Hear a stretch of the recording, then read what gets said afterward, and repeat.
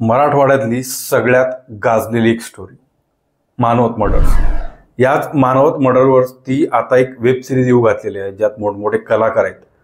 मकरंद अनासपुर असतील, आशुतोष गोवारीकर असतील, सोनाली कुलकर्णी असतील किंवा सई ताम्हणकर असतील.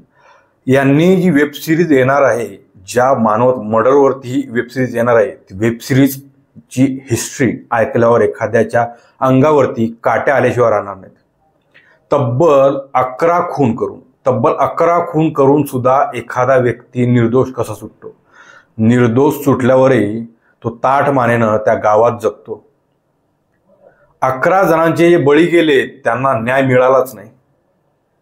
ही कुठल्या प्रकारची न्याय व्यवस्था त्यावेळपासून आपल्या भारतात, आपल्या महाराष्ट्रात चालत आलेली आहे. एखादा खुनी निर्दोष सुटतोच कसा, तेही पुराव्या अभावी आणि साक्षीदार असताना सुद्धा खुद्द खून केलेले साक्षीदार ज्यांनी सांगितले की आम्ही ते खून केलेले आहेत, अशाच माणसांनी साक्षी दिल्यावर सुद्धा ज्याच्यासाठी खून केले आहेत सुटतात. काय ती स्टोरी, तीच आपण आज बघणार आहोत. तर ही जी वेब सिरीज येणार आहे मानवत मर्डर, मराठवाड्यात 1972 साली भयंकर दुष्काळ चालू होता. म्हणजे महाराष्ट्रातच अख्ख्या जो 1972चा दुष्काळ चालू होता आणि त्या रखरखत्या दुष्काळामध्ये अन्न पाणी निवाऱ्यासाठी भरकटणारी ही जनता सैरावैरा झाली होती. आणि अशा परिस्थितीमध्येच पैसा हे फार महत्त्वाचं साधन बनलं होतं. अशातच चालू होतो मानवत मधला हा सगळा खुनांच्या मिस्ट्रीचा प्रकार. खरं तर याचं सगळ्यात जास्त झळा बसल्या असतील दुष्काळाच्या 1972च्या, तर त्या मराठवाड्यातच बसल्या होत्या. कारण पहिलंच पाण्याचे सगळे प्रॉब्लेम पूर्वापारपासून चालत आले आणि त्यात भीषण दुष्काळ, खायचे प्यायचे सगळे राहायचे वांदे. कोणी मुंबईसारख्या शहरांमध्ये पळत होतं, कोणी महाराष्ट्र सोडून बाहेर पळत होतं. अशा परिस्थितीत असताना हे सगळं खून घडतात कसे, तेही फक्त एका मुलासाठी. तर ही मिस्ट्री सोडवायला पहिल्यांदा असं इतिहासात झालं होतं महाराष्ट्राच्या की सीआयडी जे आपण आता ओळखतो, मुंबई किंवा पुणे यासारखे शहरातले केसेस सॉल्व्ह करण्यासाठी, फार हायफाय केसेस सॉल्व्ह करण्यासाठी सीआयडीची स्थापना झालेली होती. पण पहिल्यांदा मराठवाड्यात एका छोट्याशा गावात जावं लागलं सीआयडीला ती केस सॉल्व्ह करण्यासाठी. खरं तर सीआयडीचे रमाकांत कुलकर्णी हे त्या केसचा तपास करण्यासाठी गेलेले होते. रमाकांत कुलकर्णी यांना फार रिस्पेक्टेड इन्स्पेक्टर सीआयडी मधले म्हणून एक मान सन्मान होता आणि त्यांची कार्यशैली, त्यांची तपास करण्याची जी शैली होती ही फार वेगळी होती. त्यामुळं त्या केसेस फार लवकर सॉल्व्ह करायची. आणि ज्यावेळेस हे सगळं झालं त्यावेळेस लोकांना असं वाटलं की आता ही केस सॉल्व्ह होणार, पण ती केस वेगळ्याच वळणाला गेली होती. एका मुलासाठी आणि धनप्राप्तीसाठी झालेली ही सगळी खुनं, 11 खून, आणि त्यातून निघणारे ते सगळे न्यायालयाचे निर्णय की ज्यातून कुठला तरी आरोपी निर्दोष सुटून जातो. या न्याय व्यवस्थेवर प्रश्नचिन्ह उपस्थित करणारे होते त्या काळातही आणि या काळातही. आणि हा महत्त्वाचा जो निकाल दिला होता, जे आजचे आपले CJI आहेत, चीफ जस्टिस ऑफ इंडिया, मुख्य सरन्यायाधीश जे आहेत आपले DY चंद्रचूड, यांचेच वडील जे होते YC चंद्रचूड, हे त्या खटल्याचे मुख्य न्यायाधीश होते. 2 न्यायाधीशांची माझ्या अंदाने ती कमिटी होती. तर Y चंद्रचूड जे होते, यशवंतराव चंद्रचूड, हे त्या खटल्याचे मुख्य न्यायाधीश होते. ज्येष्ठ पत्रकारांनी त्या उत्तमराव बारहातेंची मुलाखत घेतली. त्यावेळेस तो जेलमधून निर्दोष सुटला. त्यावेळेस त्याने सांगितलं होतं की मी 4.5 लाखाची लाच त्यावेळेस दिली होती म्हणून माझी फाशी थांबली. पण ती लाच कुणाला दिली, पोलिसांना, न्यायाधीशांना, वकिलांना किंवा कुठल्या संस्थेला किंवा कुठल्या लोकांना, हे त्यांनी कधी स्पष्ट केलेलं नाही. पण असे दावे करून तो माणूस वयाची 92 वर्षे त्या गावात जगला. खरं तर एक रुक्मिणी नावाची एक स्त्री होती आणि त्या सगळा दुष्काळ पडत असताना दारूच्या धंद्याला त्यावेळेस मरण नव्हतं. त्यामुळे या रुक्मिणी नावाच्या स्त्रीने दारूचा व्यवसाय, हातभट्टी, ज्याला एक गावठी भाषेमध्ये म्हणतात हातभट्टी, जी गावरान दारू तयार होते, ती गावरान दारू तयार करण्याचं गाव मानवत शेजारच्या छोट्याशा एका वस्तीवर चालू होतं. आणि एक नवऱ्याने एक टाकलेली बाई होती रुक्मिणी नावाची.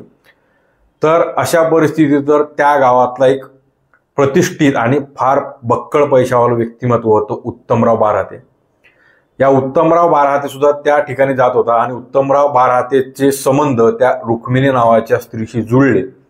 त्यानंतर त्यांचं पुढे संबंधांचं रूपांतर प्रेमात झालं आणि ते एकमेकांसोबत राहायला लागले.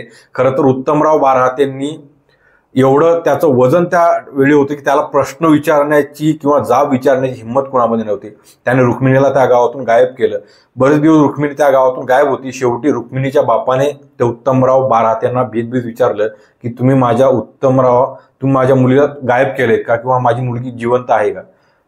त्यावेळेस उत्तमराव बारहाते मोठ्या गुरमीत येऊन सांगायचा की मी तुझ्या मुलीला गायब केलेला आहे आणि मी तिला वेगळ्या ठिकाणी ठेवलेलं आहे.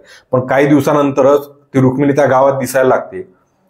रुक्मिणी दिसल्यानंतर आता जर उत्तमराव बारहातेचा वरदहस्त त्या स्त्रीवर आला होता, त्यामुळं त्या स्त्रीवर कोणाची वाईट नजर किंवा तिच्याकडे कोणतरी बोट दाखवणं म्हणजे स्वतःच्या मृत्यूला आव्हान देण्यासारखं हे फिक्स झालेलं होतं त्या गावात. तर भगीरथ मारवाडी जो होता त्या गावातला, त्याचा वाडा खुद्द त्या उत्तमराव बारहातेंनी रुक्मिणीसाठी घेतला होता. रुक्मिणीला समिंद्री नावाची बहीण सुद्धा होती. ती सुद्धा त्याला त्या व्यवसायामध्ये मदत करत होती रुक्मिणीला. दारूचा धंदा वाढत गेला, पैसा येत गेला, पण रुक्मिणीच्या भावंडांना, बहिणींना, सगळ्यांना लेकरं होती. नवऱ्याने टाकलेलं असल्यामुळं रुक्मिणीला लेकरूच नव्हतं आणि तिने डॉक्टरांजवळ त्यावेळी इलाज सुद्धा त्या काळी केलेला होता, पण त्याला गुण आला नाही. त्यामुळं ती रडत खळत त्या उत्तमराव बारहातेंना ते सांगायला लागली की मला स्वतःचं मूल पाहिजे. आणि इथून प्रवास चालू झाला त्या 11 खुणांचा. एका अपत्यासाठी कितीतरी नरबळी देण्यात आले. तर उत्तमराव बारहाते फक्त आपल्याला मूल पाहिजे म्हणून या कटकारस्थानात सहभागी होणार नाही हे तिला कळलं. ती गंडादोरे किंवा जे अंधश्रद्धा यावर खूप विश्वास ठेवायला लागली आणि कुठल्या तरी मांत्रिकाला, एक गणपत म्हणून ते एक मांत्रिक होते, त्या गणपत मांत्रिकाने सांगितले की तुला मुंजा नावाचा जो एक प्रकार असतो अंधश्रद्धेमधला, तुला त्याला जागृत करावं लागेल आणि त्याला नरबळी द्यावं लागतील, ती कुमारिका मुलींची. अशातच चालू झाला हा सगळा नरबळीचा खेळ. आणि त्यांनी म्हणजे रुक्मिणीने आणि गणपतने उत्तमरावांना सुद्धा यातच घेतलं की तुम्हाला सुद्धा आम्ही खजिना सापडून देऊ. अशा प्रकारे खजिना सापडून आपण मुलं सुद्धा आपण एक हे करू आपल्या स्वतःच्या याच्यासाठी आणि तुम्हाला खजिना सुद्धा मिळेल. तर उत्तमराव बारहाते या गोष्टींमुळं या सगळ्या गोष्टींमध्ये अडकला आणि त्याचे खास जे सोबती होते शंकर आणि सोपान, हे फक्त कुमारिका मुली उचलायची कामं करायचे आणि तिथल्या आजूबाजूच्या गावांमधून, वस्त्यांमधून मानवत मधली कुमारिका मुलींचे खून व्हायला सुरुवात झाली. एक एक खून सापडत होता, एक एक खून पडत होता. 4 नरबळी त्या कुमारिका मुलींचे देण्यात आले, तरीही रुक्मिणीला त्यावेळेस पुत्र प्राप्ती झाली नव्हती. अशातच हे खुनांचं प्रकरण अजूनच वाढत गेलं आणि हे प्रकरण 9-10 खुनांपर्यंत गेलेलं होतं. त्यावेळेस असे खून करताना या सगळ्या लोकांना प्रकरण माहीत पडलं. एक धोंडीबा नावाचे कुठली तरी गृहस्थ होते त्यांना. तर त्यांना शक आला की या व्यक्तीला आपलं कुठेतरी माहीत पडलं. तर त्यावेळेस सोपान शंकर आणि उत्तमराव बारहातेंनी रुक्मिणीच्या बहिणीवरही जबाबदारी सोपवली, समिंद्रीवर, की तू त्यांचा खून करून टाक. पर त्यावेळेस तिने ते पुरावे मागे सोडले आणि त्यावेळेस जी CID त्यावेळेस आलेली होती, रमाकांत कुलकर्णी सर ज्यावेळेस आले होते, तर रमाकांत कुलकर्णी सरांनी त्यावेळेस त्यांची जी शैली होती त्या शैलीत तो सगळा तपास लावला, हे प्रकरण उघडकीस आणलं आणि समिंद्रीनं सोडलेल्या पुराव्यांवरून ही सगळी लोक पकडण्यात आली. रुक्मिणी, समिंद्री, शंकर, गणपत आणि उत्तमराव बारहाते सुद्धा. रमाकांत कुलकर्णींनी याच्यावर पुस्तक सुद्धा त्यांच्यावर लिहिलेले आहेत लोकांनी, त्याच्यावर बरेच पिक्चर सुद्धा बनलेले आहेत आणि त्याच्यावर हीच वेबसिरीज सुद्धा आलेली आहे.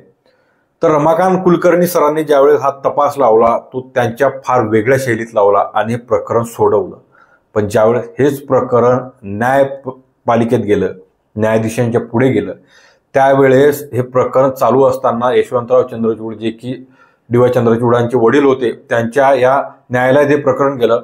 अशा परिस्थितीतच यशवंतराव चंद्रचूडांपुढे जेव्हा हे प्रकरण यायला लागलं, त्यांच्या बेंच पुढे हे प्रकरण यायला लागलं, ही प्रकरणाची मर्यादा खूप वाढत गेली आणि त्यातच ज्यांनी खून केले सोपान आणि शंकर हे माफीचे साक्षीदार झाले. पण सोपानला फाशी शिक्षा सुनावण्यात आली आणि गणपत जो की तांत्रिक होता, सोपान आणि गणपतला माफीचा साक्षीदार बनवण्यात आला. त्यांनी माफीचा साक्षीदार बनण्यास आणि यांच्या विरुद्ध पुरावे देण्यास होकार दिला. त्यावेळेस रुक्मिणी आणि उत्तमराव बाराते यांना सुद्धा खालच्या न्यायालयात फाशी शिक्षा सुनावली आली, त्यांना फाशी शिक्षा सुनावली होती, पण वरच्या न्यायालयात गेल्यावरती त्यांना खुद्द निर्दोष सोडण्यात आलं. कारण त्यांचा ज्यावेळेस युक्तिवाद चालू होता, ज्यावेळेस माफीचे साक्षीदार सोपान आणि गणपत हे त्या गोष्टीमध्ये सहभागी होते आणि कोणीतरी माफीचा साक्षीदार कुणा व्यक्तीविरुद्ध पुरावा देतो, त्या बेसिसवर कुणाला फाशी किंवा शिक्षा देता येत नाही, याच युक्तिवादावरती 11 खून करणाऱ्या उत्तमराव बारातेंना सोडण्यात आलं आणि रुक्मिणीला सोडण्यात आलं. त्यानंतर जेलमधून बाहेर आल्यावर त्या रुक्मिणीला कीर्ती नावाची मुलगी झाली. त्यानंतर ती बरीच त्यांची स्टोरी लांबत गेली. त्यानंतर ते सगळे फाटाफूट होत गेले. पण उत्तमराव बाराते हा मानवतमध्येच वयाची 92 वर्ष जगला. गावातला प्रतिष्ठित व्यक्ती, 11 खून सहभागी असलेला व्यक्ती त्याच गावात ताठ मानेने जगतो आणि ही न्यायपालिका त्याला निर्दोष सोडते. खरं तर या न्यायपालिकेवर सर्वसामान्य लोक आपलं लक्ष ठेवून असतात, आपला विश्वास ठेवून असतात. पण काही प्रकरणांमध्ये आणि काही कायद्यांमुळे, म्हणजे कायदे बनवण्याचं काम हे लेजिस्लेचरचं असतं, जे की पार्लमेंटमधले MP, विधानसभेतले आमदार खासदार असतात, त्यांच्यावर इम्प्लिमेंट करण्याचं काम हे न्यायपालिकेचं असतं, न्याय देण्याचं. पण अशा बनलेल्या काही चुकीच्या नियमांमुळे, कायद्यांमुळे असे खुनी, असे आरोपी कितीतरी बाहेर सुटलेले आहेत. तर तुमच्या आयुष्यात किंवा तुमच्या ऐकण्यात सुद्धा असे काही किस्से आलेले आहेत का, की ज्याच्यामुळं कुठल्या तरी एक खुनी किंवा आरोपी असून सुद्धा तो सुटलेला आहे, काही साक्ष्यांच्या, पुराव्यांच्या अभावी? तर कमेंट बॉक्समध्ये नक्की सांगा. धन्यवाद.